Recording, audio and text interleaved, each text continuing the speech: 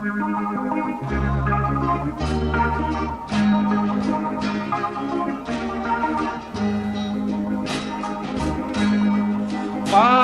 bulin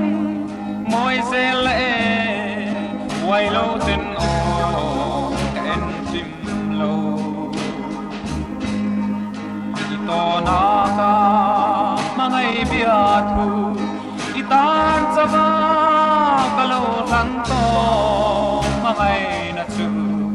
Kaya mo inliam builul suo Ansoy mangay na rin nong tsu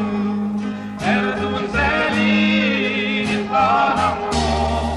Mate itan ka mangay na Asuay ngay lo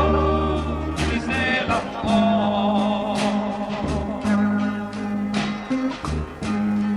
Ngay lai azual izun leng sa Ana asin kadon parte Itrang nema kabila hiyan Mangay na rin tutanin min pong pela Buwanang pamin min nemro Ansoy mangay na rin tu Erdun zeli di panang mo Mate itan ka mangay na At suway ngay lo iselang o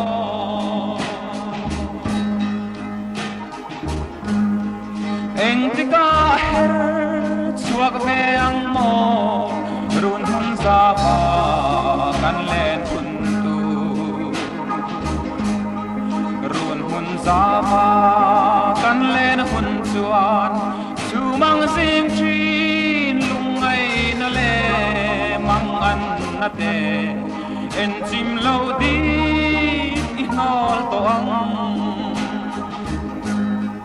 Ansoy mangay na rin nong tsu Erdun zeli di panang mo Mate itan ka mangay na At suway ngay lo iselang mo